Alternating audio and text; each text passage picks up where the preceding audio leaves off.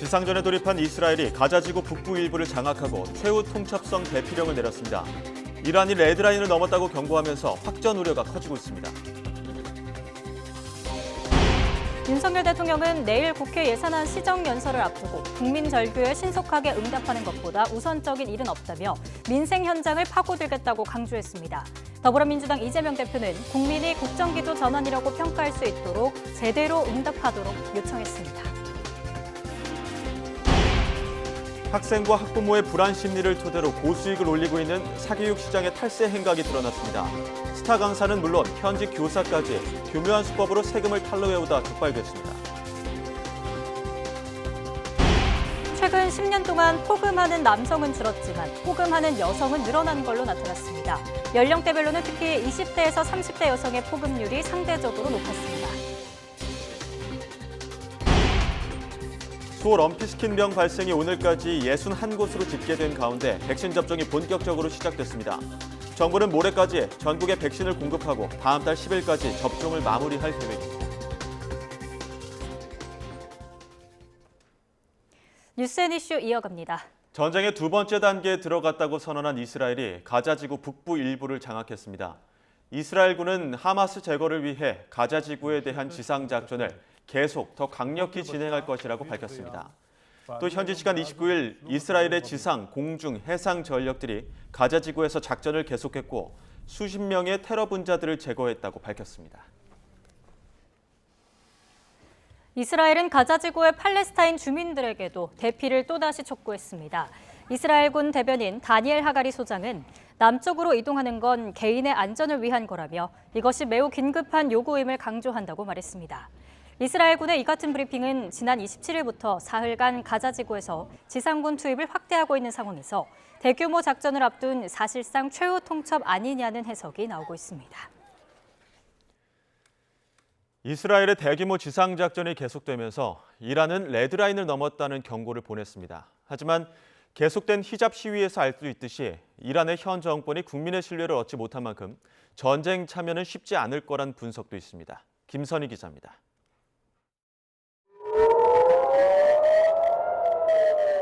요란한 공습 사이렌이 울리고 이스라엘을 향해 레바논 무장정파 헤즈볼라의 로켓포가 날아듭니다. 이스라엘군과 헤즈볼라는 가자지구 분쟁 3주 이후 매일같이 총격전을 벌여왔습니다. 이스라엘의 지상전이 본격화하며 이란은 레드라인을 넘었다고 경고했고 전선은 이스라엘 북부로 확대되고 있습니다.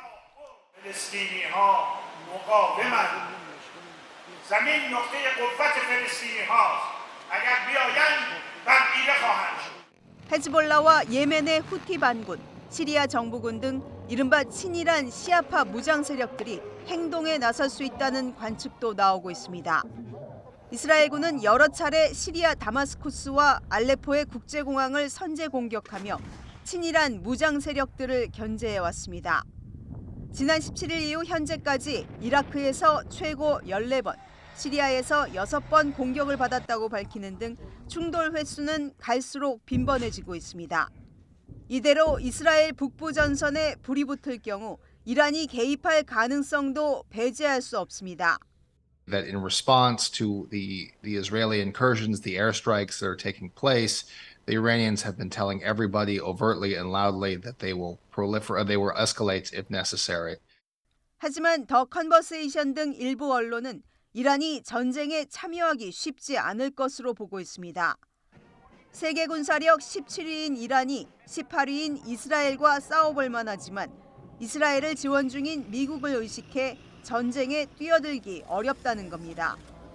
또 몇 개월간 이어졌던 이란 히잡 시위에서 알 수 있듯이 현 정권이 국민에게 신뢰를 받지 못하고 있어 정권 자체가 흔들릴 수 있기 때문입니다. 앞으로도 강경파를 달래기 위해 이란의 거친 발언은 계속되겠지만 지금처럼 헤즈볼라 등을 통한 대리전을 계속할 수 있다고 분석했습니다. YTN 김선희입니다. 지난 3주간 가자지구에서 숨진 어린이 수가 세계 분쟁 지역의 연간 어린이 사망자 수를 넘어섰다고 국제아동관리 비정부기구인 세이브 더 칠드런이 밝혔습니다. 이 단체는 29일 팔레스타인과 이스라엘 당국의 자료를 인용해 지난 7일 시작된 이스라엘과 하마스 간 전쟁에서 최소 3,257명의 어린이가 숨졌다고 전했습니다. 이 중 가자지구 어린이 사망자는 3,195명으로 2019년 이후 세계 20여 개 분쟁 지역의 연간 어린이 사망자 수를 넘어섰습니다. 이스라엘의 연이은 지상 공습 속 가자지구는 한때 인터넷과 통신이 완전히 끊겼습니다. 다행히 통신업체들이 일부 통신선은 복구했지만 열악한 상황은 여전한데요. 때문에 현장에서는 한 사원 관계자가 확성기로 주민들과 소통하는 모습이 포착되기도 했습니다. 화면으로 함께 보겠습니다. انقطعت الاتصالات انقطع العون من أهل الأرض لم يبق إلا أنت يا الله إنهم يستقوون بقوتهم وإنا نستقوي بقوتك عليهم يا أهل الإسلام يا أهل الإسلام أهل الإسلام يستغيثون بكم أن تدعوا ربكم أن ينصرهم الصلاة جامعة 가자지구 주민들뿐 아니라 언론사와 구호단체도 타격을 받았습니다. 참상을 외부에 알릴 유일한 수단인 휴대전화마저 벽돌이 됐고요. 현지 구호단체인 팔레스타인 적신월사는 본부와 구호 활동을 하던 팀 모두 연락이 끊겼다며 구급차 운영이 중단됐다고 밝혔습니다. 상황이 이렇게 악화하자 무료로 인터넷을 공급하겠다는 지원자가 나타났는데요. 바로 일론 머스크입니다. 가자지구 상공에 인공위성 스타링크를 띄우겠다는 계획을 내놨는데요. 현실화된다면 위성통신을 통해 무선 인터넷, 와이파이 사용이 가능해지게 됩니다. 하지만 이스라엘 측은 거세게 반발했습니다. 머스크가 지원책을 내놓은 지 5시간도 채 안 돼서 이스라엘 통신부 장관이 트위터에 입장을 내고 머스크의 계획을 막기 위해서 모든 수단을 동원할 거라고 밝혔는데요. 통신 두절을 겪는 건 하마스도 마찬가지일 텐데 인터넷이 복구되면 이스라엘을 대상으로 테러 활동에 활용될 거라는 이유였습니다. 온라인 여론도 갈리고 있습니다. SNS에선 머스크의 계획을 지지한다며 해시태그 운동도 벌어졌는데 다른 한편에선 이스라엘 측 입장을 두둔하면서 트위터, X를 보이콧하자는 움직임이 나타나고 있습니다. 가자지구를 둘러싼 전쟁, 이스라엘과 하마스 사이에 촉발된 갈등이 이제는 전 세계를 둘로 가르고 있는 모양새입니다. 중동 교전 여파가 다른 나라로도 번지고 있습니다. 러시아에 있는 한 공항에선 이스라엘발 여객기가 착륙한 직후 이스라엘인을 색출하는 난동이 벌어지기도 했습니다. 영상 살펴보겠습니다. 밤 시간입니다. 차량 한 대를 인파가 완전히 에워쌌죠. 고성과 함께 차량을 마구 뒤흔들고 있는 현장 보고 계십니다. 비슷한 시간 한 건물로 시위대가 진입을 시도합니다. 곳곳에 팔레스타인 깃발도 보이는데요. 결국 벽 일부가 무너지고 시위대가 그대로 실내로 진입합니다. 금세 이곳은 러시아 서남부에 있는 한 공항입니다. 러시아인들이 이스라엘인들을 색출하고 있는 현장인데요. 현지 시간 29일 오후 이곳 러시아 서남부 공항에 이스라엘에서 출발한 여객기가 착륙하는 것으로 알려지자 친팔레스타인 성향의 시위대가 몰린 겁니다. 영상에서 보신 것처럼 시위대는 활주로로 달려가거나 바리케이드를 부수며 공항을 빠져나가는 차량의 탑승자들을 확인하는 등 난동을 벌였습니다. 시위대 중 상당수는 신은 위대하다라는 구호를 외쳤고 여러 명이 다쳤습니다. 이런 소식이 알려지자 이스라엘 측은 성명을 통해 심각한 우려를 나타내면서 이스라엘 시민의 안전을 보호해달라고 촉구했습니다.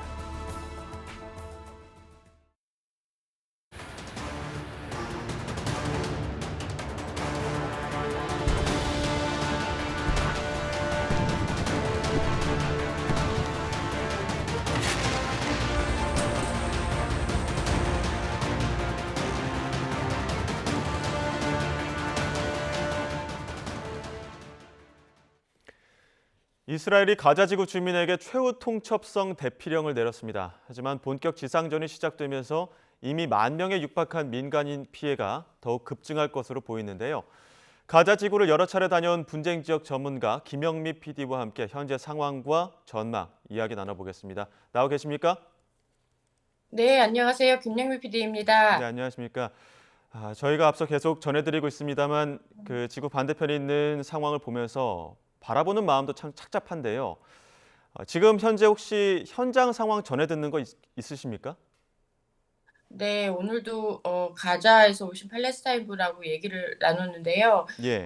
현재 지금 가자 지구에서 제일 필요한 것이 어떤 시기든지 이 가자를 벗어나야 된다라는 얘기들을 많이 한다고 합니다. 근데 요 며칠 동안 핸드폰과 인터넷 이런 게 전부 안 돼서 다른 방법으로 어떻게 좀 찾아볼 수 있지 않을까 해서 어 기자들 같은 경우 이제 위성 전화를 갖고 있는 사람들도 있거든요. 근데 그것마저도 좀 안 돼 가지고 예. 굉장히 답답하던 며칠이었습니다.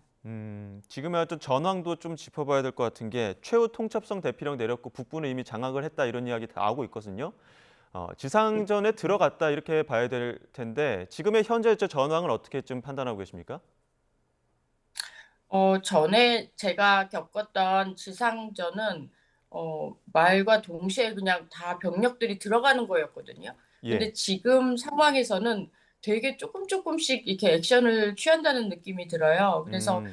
북부를 점령한다, 뭐 조금 2차 전이다, 뭐 이런 말들을 보면 가자 지구의 지상전을 시작하면 정말 많은 민간인들이 사망을 할 예정이기 때문에 이런 부분에서 이스라엘 정부가 좀 부담이 있어서 그렇게 여러 가지 말로 표현하면서 지상전이 시작됐다라는 거를 자꾸만 이렇게 분위기를 만드는 것 같은데 이것 또한 공포 작전이 더 크게 작용된다고 저는 생각을 합니다. 요즘 전쟁은 진짜 그 화력의 전쟁이기도 하지만 프로파간다 즉 선전전의 효과가 워낙 크기 때문에 이스라엘 쪽의 선전전과 동시에 또 가자 지구 일부 지역을 점령함으로써 이스라엘은 언제든지 가자 지구에 들어와서 주민들을 어 위협할 수 있고 또 전면전을 할 수 있다라는 걸 보여주는 식의 상황이 아닌가라고 생각합니다. 예. 그러니까 지금 전면전이다, 침공이다 이런 이야기를 직접적으로 이스라엘이 하지 않고 있지만 지상전에 가까운 지금 그 침공을 가하고 있고 그런 부분에서 어떻게 보면은 조각조각 일부 조금씩 전진을 하고 있는 모습들을 보면 국제 여론을 의식한 선전전이다 이렇게 판단하시는 거죠? 네, 그렇습니다. 전 세계가 지금 휴전을 촉구하고 있는 가운데 이스라엘로서는 가자 지구로 들어가는 게 굉장히 부담스러울 수밖에 없고요. 사실 이 사건의 시작은 이스라엘이 피해자 양상으로 시작을 했지만 가자 지구로 들어가는 순간 이것은 뭐 피해자가 아니라 가해자의 입장이 될 확률이 굉장히 높아서 전면전이라는 용어를 쓰지 않고 두 번째 단계 혹은 일부 점령 뭐 이런 단어들로 계속 지상전을 표시하는 것 같은데 벌써 지금 지상전 한다고 한 지가 굉장히 꽤 됐거든요. 그래서 그런 상황에서 이스라엘로서는 이 가자 지구의 민간인 희생에 대해서 굉장한 부담을 안고 있는 것이라고 확신합니다. 예. 그 이스라엘의 최후 통첩성 대피라고 하는 게 우리 지금 전면적으로 다 들어갈 거니까 지금 가자 지구에 있는 민간인들 남부로 대피해라 이런 대피령입니다. 그런데 지금 가자 지구에서 남부 쪽으로 벗어날 수 있는 어떤 대피 경로는 있는 건지 혹은 벗어난다고 해도 남부에 피신할 수 있는 공간이 있는 건지 이 부분도 좀 궁금한데요. 보통 이런 경우 양측에 인도적 합의를 하는 경우가 많습니다. 그래서 예. 우리도 이제 인도적 통로라고 부르는 곳을 만들어서 피난민이 대피할 수 있도록 이렇게 해 주는데 그런 하마스와 그런 합의를 본 것 같지 않고 또 남부 쪽에는 역시나 물과 식량 등 인간이 살아가는 데 기본적으로 필요한 것들이 있지 않거든요. 그래서 "남쪽 어디로 가란 말이지?"라는 게 가자 주민들의 이야기고 그거보다는 좀 더 종교적인 시설이거나 아니면 병원이거나 인도주의적인 장소에서 있는 것이 안전하지 않을까라는 게 가자 지구 주민들 생각인 것 같아요. 그래서 어 병원에 모여 있거나 또 저번에 교회에도 모여 있었는데 교회마저 폭파한 뒤로부터는 인제 더 이상 갈 곳이 없지 않느냐. 오히려 가자지고 있는 사람들이 바깥에 있는 사람들에게 "우리가 어디로 가야 되냐."를 묻는 상황입니다. 음, 지금 하마스가 대피를 막는다라는 일각의 어떤 보도들도 있는데 이 부분에 대해서 가능성이 있는 얘기입니까? 어떻게 보면 이번 전쟁은 그 이스라엘과 팔레스타인의 전쟁이라기보다 이스라엘 정부와 하마스와의 전쟁이기 때문에 예. 하마스 입장에서는 민간인 희생이 불가피하다는 걸 알기 때문에 이스라엘이 가자 지구로 들어오지 못하기 때문에 방패로서의 역할을 훌륭하게 하고 있어서 하마스가 그럴 수도 있다고 생각을 합니다. 그리고 모든 팔레스타인 사람들이 하마스를 좋아하는 건 절대 아니거든요. 오히려 하마스를 싫어하는 팔레스타인 주민들이 많습니다. 그래서 이런 부분들이 실제적으로 밝혀지게 되면 하마스는 이스라엘이 아니라 팔레스타인 사람들에게도 큰 문제가 생길 수 있기 때문에 이게 조심스러울 수밖에 없다고 생각합니다. 그래서 실제 그렇게 인지를 쓰는 건 아니지만 우리도 어쩔 수 없이라는 그런 마찬가지로 똑같은 선전전으로 아마 할 수도 있겠다라는 생각은 듭니다. 예. 앞서 그 PD님 말씀하셨을 때 지금 약간 좀 지상전이긴 하지만 지상전의 양상이 일부 구간별로 조금씩 진행이 된다 이런 말씀하셨는데 그러다 보니까 이 지상작전이 몇 달에서 길게는 1년 걸린다 이런 분석들도 있거든요. 그야말로 장기 그 포위전이 될 수도 있다 이런 분석인데 향후의 전쟁 양상에 대해서는 어떻게 보십니까?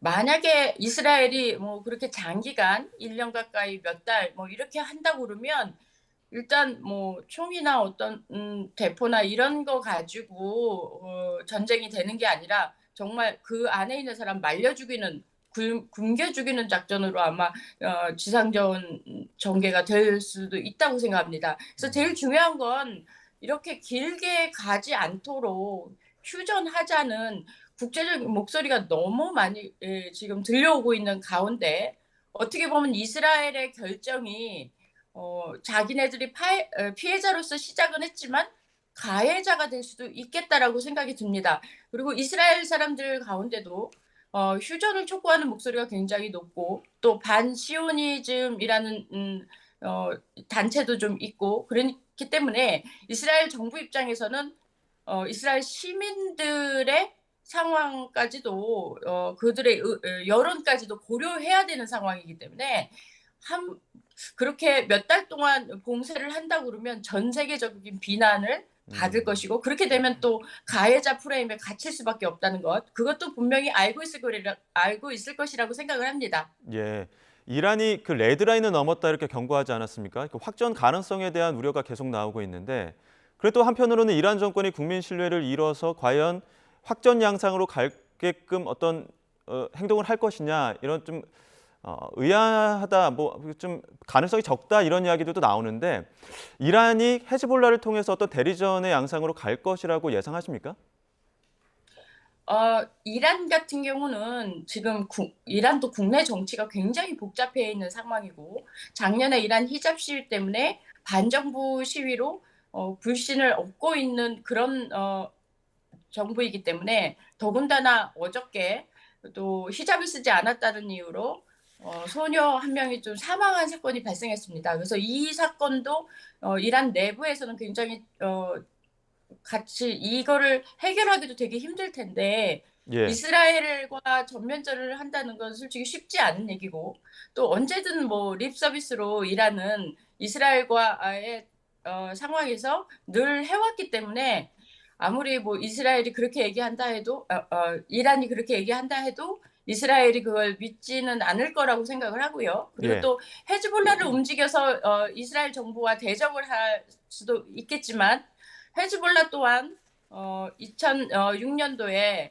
이스라엘 정부와 전면전을 했던 경험이 있어요. 근데 그때 이스라엘 화력이 워낙 셌기 때문에 레바논 영토에 떨어진 그 폭격으로 헤즈볼라가 굉장한 타격을 입었었거든요. 그래서 그 트라우마를 안고 있기 때문에 하마스가 아닌 자신들이 그 이스라엘과 대적을 전면전으로 한다는 것도 사실 쉽지 않은 이야기입니다. 그래서 향후 지켜봐야겠지만 예. 이쪽은 이슬람 시아파이기 때문에 하마스를 도와서 자기네들이 희생을 자처하진 것까지는 하지 않을 것이다라고 예상을 합니다. 예, 그 새로운 이슈 중에 하나가 알시파 병원, 지금 가자 지구 내에서는 최대 병원인데 이스라엘군이 밝히기로는 지금 이 알시파 병원에 하마스의 지휘본부가 숨어 있을 것이다 이렇게 밝혔거든요. 혹시 이 병원에 대해서 좀 아는 게 있으십니까? 네, 이 병원은 가자지구에서도 굉장히 유명한 병원이고요. 모든 저널리스트들이 가자지구 들어갔을 때 취재를 하던 병원입니다. 아, 하지만 여기에 하마스 지휘부가 있을 수도 있고 또 주민들이 일단 많이 모여 있는 것이 사실 더 중요하거든요. 하마스 한두 명 사살하고자 6만 명 넘는 민간인들을 사망케 할 것이냐. 이스라엘로서는 그런 선택하기는 쉽지 않죠. 음, 하지만 개전 초기에 있었던 것처럼 과연 이 뭐 주차장이나 이런 데서 하마스의 폭탄이 터졌다 뭐 이런 식의 여론전 그리고 선전전은 계속 할 수 있는 장소라고 생각을 합니다. 그래서 앞으로 거기에 있는 민간인들의 희생이 나게 된다면 그거는 하마스 한두 명 잡기 위한 것보다는 전 세계적인 비난을 또 더 받을 수도 있는 거기 때문에 예. 쉽게 그렇게 병원을 공격하거나 하지는 않을 거라고 예상을 합니다. 김영민 PD께서도 이 병원 가보신 적 있으십니까? 아, 네, 많이 가봤고요. 네. 또 다른 나라 외신들도 알시파 병원은 계속 취재를 많이 했던 곳입니다. 그 실제로 가봤을 때도 그 지하 공간이라고 해야 될까요? 아니면 하마스가 그 지휘본부를 둘 만한 그런 공간들을 좀 예상해 볼 수 있는 공간들도 있으셨습니까? 아니요, 거기는 전형적인 병원 시설이 있었고 예, 또 하마스가 뭐 지하실이 아니더라도 지휘본부를 만든다 그러면 뭐 어디라도 못 만들겠습니까마는 예, 일단 거기에는 다친 시민들이 있는 곳이죠. 예. 그러니까 다른 사람들보다 다치고 부상당한 시민들이 있는 곳이기 때문에 그런 사람들을 공격한다는 것은 인도주의적으로 될 수 없는 일이기 때문에 아마 더 큰 비난에 봉착할 것으로 생각합니다. 마지막으로 지금 장기화 국면으로 접어들고 있다는 분석이 많아서 이스라엘의 출구 전략이라고 해야 될까요? 아니면은 이 장기화되고 있는 전쟁을 멈출 변수라고 해야 될까요? 희망이라고 해야 될까요? 그런 것들이 있다면 어떤 게 있을까요? 네, 지금 전 세계적으로 휴전을 촉구하는 목소리가 굉장히 높습니다. 그래서 이게 국제적으로 굉장히 큰 목소리가 나고 있는 상황이기 때문에 어쩌면 중재를 한다 그러면 또 이스라엘에게 멈출 수 있는 명분을 준다 그러면 세계 시민들의 목소리가 너무 높아서 휴전을 할 수밖에 없다. 그리고 이에 하마스도 동참한다라는 그런 그림으로 끝낼 수는 있지 않을까라는 희망을 가져봅니다. 예전보다 훨씬 더 팔레스타인 이스라엘 이슈에 관심이 많아졌고 전 세계 시민들의 이런 목소리를 하나같이 내고 있는 상황이기 때문에 이스라엘과 하마스 측도 이 목소리가 굉장히 부담스러울 거라고 생각을 합니다. 예, 알겠습니다. 여기까지 듣도록 하겠습니다. 지금까지 분쟁 지역 전문가 김영미 PD와 함께 이야기 나눴습니다. 오늘 말씀 고맙습니다. 네, 감사합니다.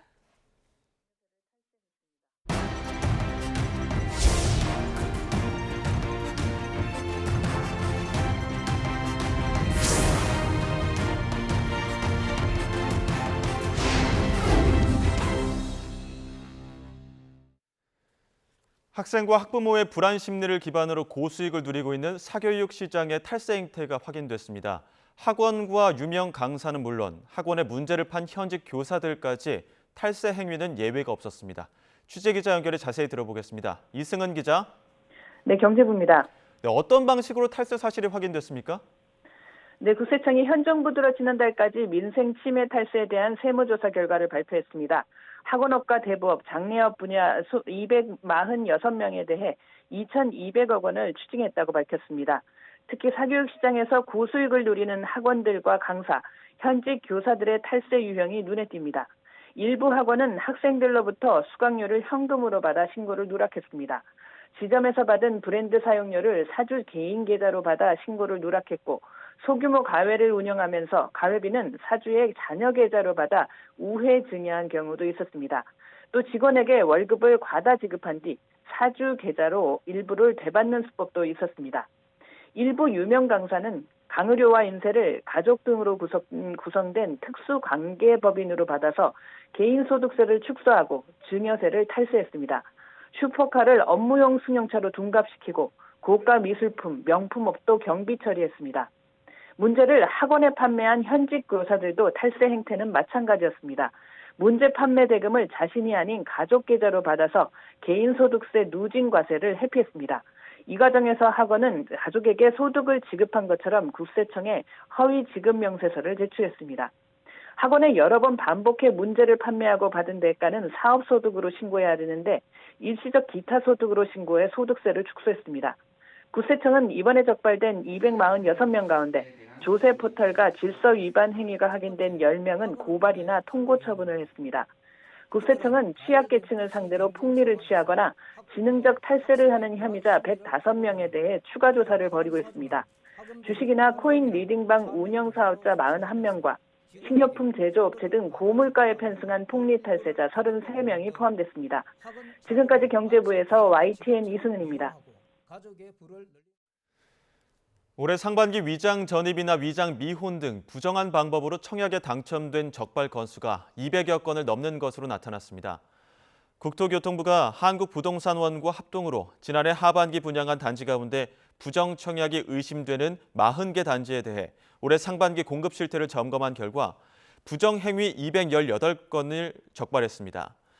경찰 수사를 통해 주택법 위반이 확인될 경우 형사처벌은 물론 계약 취소와 향후 10년 동안 청약 자격이 제한됩니다. 신도들의 성폭행에 징역을 산 뒤 출소하자마자 또 성범죄를 저지른 혐의로 기독교 복음 선교회 JMS 정명석 총재가 재판을 받고 있죠. JMS 신도들은 사법기관들이 증거 없이 정 씨를 성범죄자로 몰고 있다며 시위를 이어가고 있는데요. YTN이 입수한 공범들의 1심 판결문에는 정 씨 범행을 입증할 증거들이 수두룩하게 담겨 있었습니다. 양동훈 기자가 보도합니다. 증거재판 준수하고 여론재판 중단하라! 여론재판 중단하라! JMS 신도들은 사법기관이 증거 없이 정명석 총재를 성범죄자로 몰아가고 있다며 시위를 이어가고 있습니다. 정 씨 범행 관련 녹음 파일은 조작된 것이고 음란 표현은 생리현상을 묘사한 것일 뿐이라고 항변합니다. 이런 주장은 과연 사실일까? YTN은 169페이지에 달하는 JMS 2인자 김모 씨 등에 대한 1심 선고 판결문 전체를 입수했습니다. 판결문에는 정 씨가 교도소 내에서 여신도들에게 노골적인 성적 발언을 일삼은 편지와 신체 중요 부위를 촬영한 뒤 교묘하게 편집해 반입한 사진 등 주요 증거들이 잔뜩 담겨 있었습니다. 검찰은 수사 기록 중 골라서 제출한 증거만 12,000여 장에 달한다고 설명했습니다. 이미 JMS 내부에서도 정 씨의 성범죄가 공공연한 비밀이었다는 입증 자료들도 여럿 있었습니다. 녹음 파일에 따르면 쌌냐 하는 말은 나에게도 자주 했던 말이라 기분이 묘했다는 피고인 발언이 담겨 있었습니다. 정 씨가 성욕을 이기지 못해서 그러는 건 아니라며 오래된 사람들은 다 이해하지만 어린 교인들은 충격을 받을 수도 있다는 내용도 있었습니다. 미국 신도의 자녀를 성추행한 뒤 회유를 지시한 정 씨의 편지에서도 성범죄 흔적은 여지없이 발견됩니다. JMS 측이 성범죄 피해자와 쓴 합의서도 증거로 제출됐습니다. 증거가 없다고 주장하는 JMS 신도들 한번 교단에 요청하셔서 판결문 전문을 한번 보여달라고 해주시기 바랍니다. 그리고 얼마나 많은 증거 목록이 판결문에 있는지 한번 직접 꼭 읽어보시길 권해드립니다. 정 씨 성범죄 혐의에 대한 재판은 재판부 기피 신청과 상급법원 항고가 반복되면서 넉 달 넘게 지연되고 있습니다.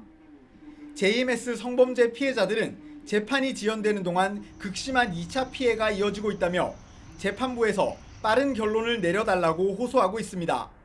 YTN 양동훈입니다.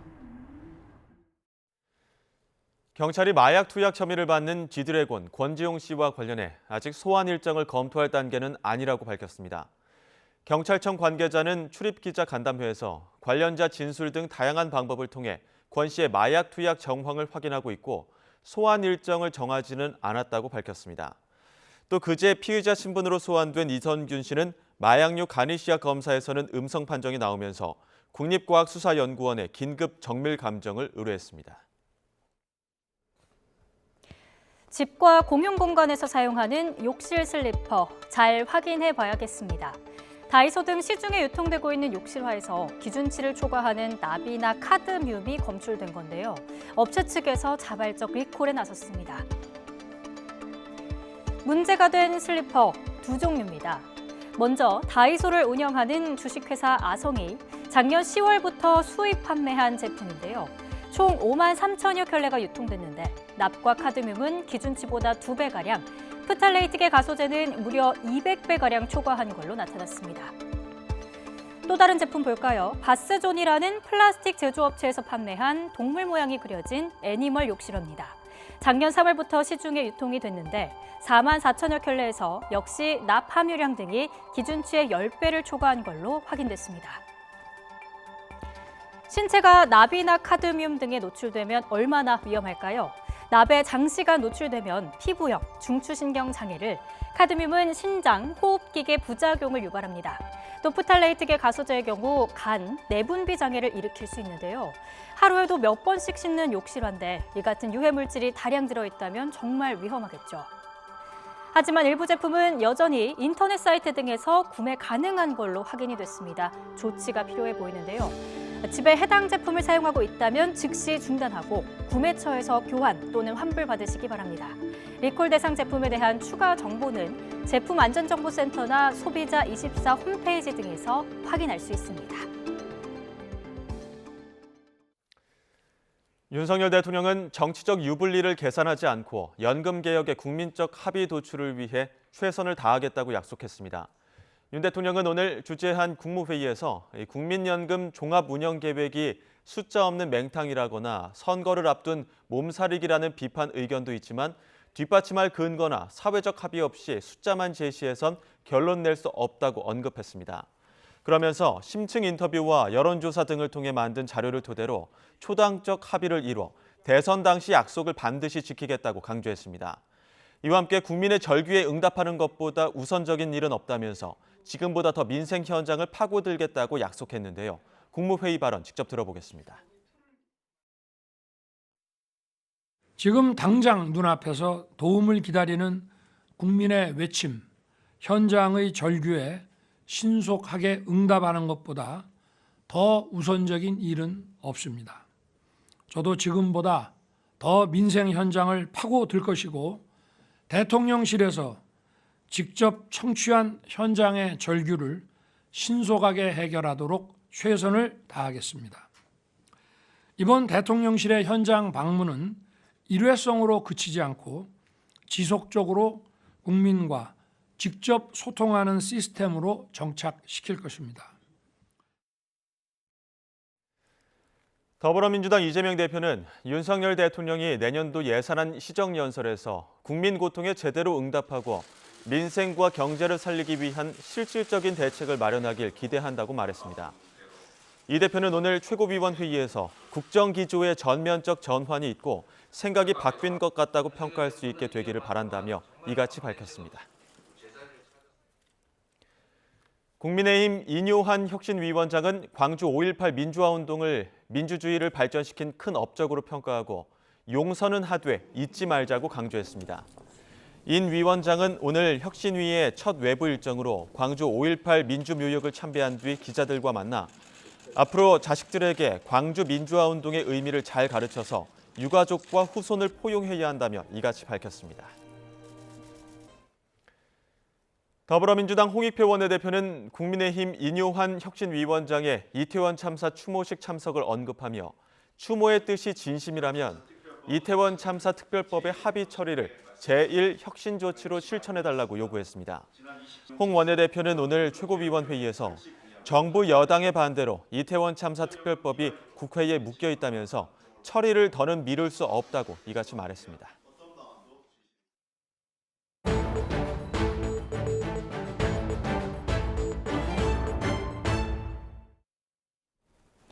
오대은행 가계대출이 한 달 만에 2조 5천억 원 가까이 늘면서 정부가 대출 관리 강화에 나섰습니다. 대출 금리의 일정 수준의 가산금리까지 더한 스트레스 금리 적용 DSR이 연내 도입될 전망인데요. 취재 임팩트 오늘은 경제부 기자 연결해서 가계대출 현황과 대책 짚어봅니다. 나연수 기자. 네, 경제부입니다. 네, 가계대출 상황부터 먼저 짚어보겠습니다. 오대은행 가계대출이 2년 만에 최대폭으로 늘었다고 하는데 얼마나 늘어난 겁니까? 네, 어제 기준으로 5대 시중은행 가계대출 잔액은 684조 8,018억 원으로 집계됐습니다. 한 달 전보다 2조 4,723억 원 늘어난 수치입니다. 최근 5개월 가계대출 증가 추이를 보면 정말 차곡차곡 증가폭을 넓혀오고 있죠. 이번에 2조 5천억 원 가까운 증가폭은 2021년 10월에 3조 4천여억 원 뛴 이래 가장 큰 겁니다. 특히 주택담보대출이 2조 2,504억 원 불었는데 최근 석 달 연속 2조 원 넘게 늘고 있습니다. 9월에는 1조 이상 줄었던 신용대출도 다시 5,300억 원가량 반등했습니다. 네, 지난달 한 차례 주택담보대출 규제가 강화됐습니다. 수치상으로 봤을 때 효과가 아직 보이지 않는데 어제 고위당정협의회에서도 논의가 됐는데 정부의 판단 어떻습니까? 네, 일단 GDP 대비 가계부채 비율은 내림세이기 때문에 당장 위기 상황은 아니라는 게 당정의 분석입니다. 다만 누적된 가계부채 규모는 큰 게 사실이고 가계부채가 위기를 촉발한다면 그 위력은 1997년 외환위기 때의 몇십 배 클 거라는 경고의 메시지가 나왔습니다. 김대기 대통령실 비서실장은 영끌대출이나 영끌투자 행태는 정말로 위험하다고 강조했는데요. 회의 이후에 나온 결과 발표 들어보시고 이야기 이어가죠. 특히 당은 가계부채의 취약성을 개선하기 위해 높은 변동금리 대출 비중을 개선해 줄 것을 요청했고 정부는 변동금리 비중 축소를 위한 변동금리 스트레스 DSR을 연내에 신속히 도입하고 장기 고정금리 대출 확대를 위해 커버드 본드 등 다양한 조달 수단의 활용도를 제고키로 하였습니다. 네, 변동금리 스트레스 DSR 연내 도입, 그리고 커버드 본드 활용을 높인다는 건데 둘 다 말이 어렵습니다. 뭐가 어떻게 달라진다는 겁니까? 네, DSR은 총 부채 원리금 상환 비율이죠. 소득 대비 전체 금융부채의 원리금 상환액 비율입니다.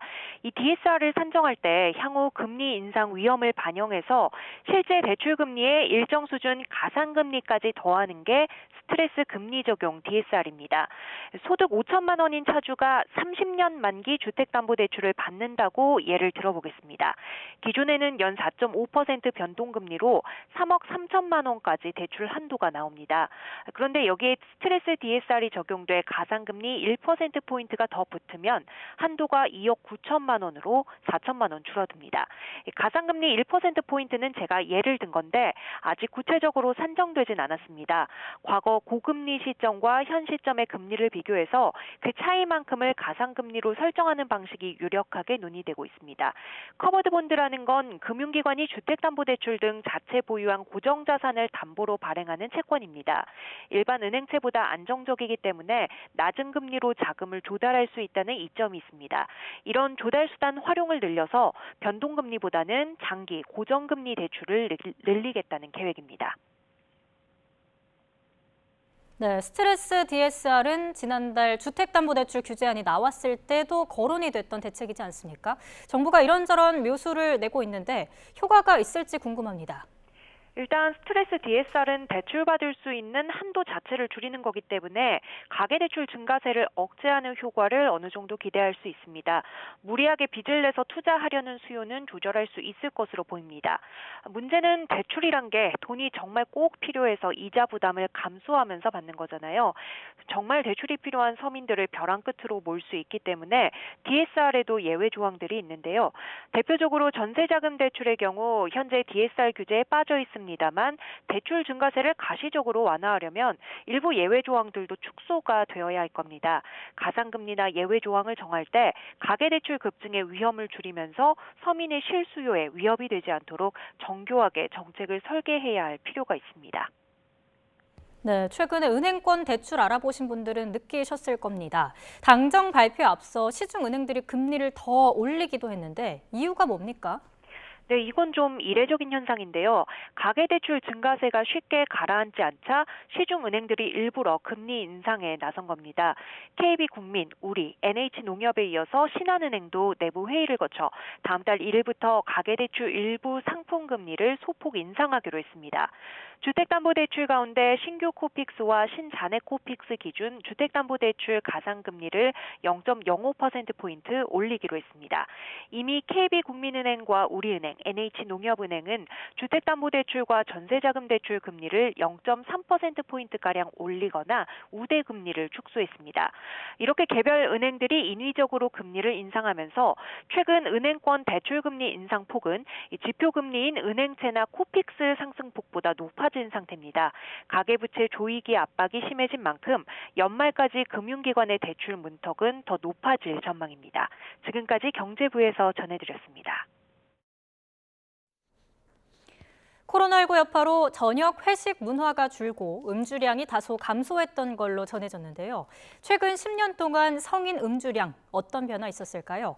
포금하는 남성은 줄어든 반면 여성은 오히려 증가한 걸로 나타났습니다. 김혜은 기자입니다. 지난 10년 동안 음주 행태를 분석했더니 여전히 남성이 여성보다 술을 많이 마셨습니다. 남성이 여성보다 포금을 3배 이상 많이 했고 자주 술을 마시는 경우도 5배나 높았습니다. 하지만 10년 동안 포금하는 추이는 남녀가 다른 양상을 보였습니다. 질병관리청이 국민건강영양조사를 토대로 분석한 자료를 보면 남성의 고위험 음주율은 10년 새 25%에서 23%로 감소했습니다. 하지만 여성은 7.9%에서 8.9%로 오히려 증가했습니다. 고위험 음주율은 한 번 술을 마실 때 남성은 7잔, 여성은 5잔 이상을 주 2회 이상 마신 경우를 뜻합니다. 한 달에 한 번 이상 포금하는 비율을 봐도 남성은 61%에서 56%로 꽤 많이 감소했지만 여성은 31%로 거의 변화가 없었습니다. 포금하는 연령대는 남성의 경우 40에서 50대 중장년층이 많았고 여성은 20에서 30대 젊은 층이 많았습니다. 일종의 문화적 변화일 수도 있고요. 주류 회사들의 마케팅 활동 그런 것들이 저희가 이제 거시적으로 볼 때 원인으로 생각하죠. 알코올 마케팅의 주류 마케팅의 여성화 이렇게 얘기를 하거든요. 술도 마시고 담배도 피는 비율은 10년 전 36%에서 재작년 28%로 감소했습니다. 하지만 남성 10명 가운데 1명은 여전히 매일 술과 담배를 하는 고위험군으로 나타났습니다. 특히 만성질환 치료약을 먹는 환자 가운데 포금을 하는 경우도 남성 20%, 여성 9%에 달해 주의가 필요한 걸로 나타났습니다. 질병청은 운동이나 수면, 식사 등 건강 행동 습관이 낮을수록 술을 마시는 비율이 훨씬 높게 나타났다며 개인뿐 아니라 사회 전체적으로 술을 줄이는 문화를 만들어야 한다고 지적했습니다. YTN 김혜은입니다. 경기도 수원 일대에서 벌어진 대규모 전세 사기 사건을 수사하는 경찰이 임대인 일가에 대한 본격 소환 조사에 나섰습니다. 경기 남부경찰청 반부패 경제범죄수사대는 오늘 오전 9시 50분부터 사기 혐의를 받는 임대인 정모 씨 가족 3명을 불러 조사하고 있습니다. 수원 전세 사기 사건과 관련해 현재 정 씨 부부 등을 고소한 피해자는 340명이고 피해액은 500억 원에 달하는 걸로 파악됐습니다. 또 부부의 아들은 공인중개사 사무실을 차려 해당 임대차 계약을 중개한 의혹도 제기됐습니다.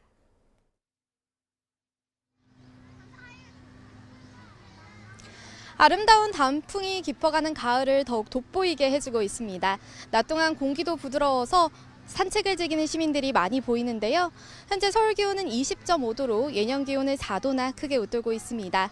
다만 낮 동안에는 온화하더라도 해가 지면 금세 쌀쌀해집니다. 일교차가 10도 이상 크게 벌어지는 만큼 얇은 스카프나 카디건 등으로 체온 조절 잘해주시기 바랍니다. 오늘 전국적으로 맑은 하늘이 함께하고 있습니다. 대기질도 대체로 양호한데요. 낮 동안 가을볕이 내리쬐며 기온도 어제만큼 오르겠습니다. 서울과 대전 21도, 광주와 대구 22도가 예상됩니다. 한 주간 예년보다 온화한 날씨가 이어지겠지만 일교차가 계속해서 크게 벌어지겠고요.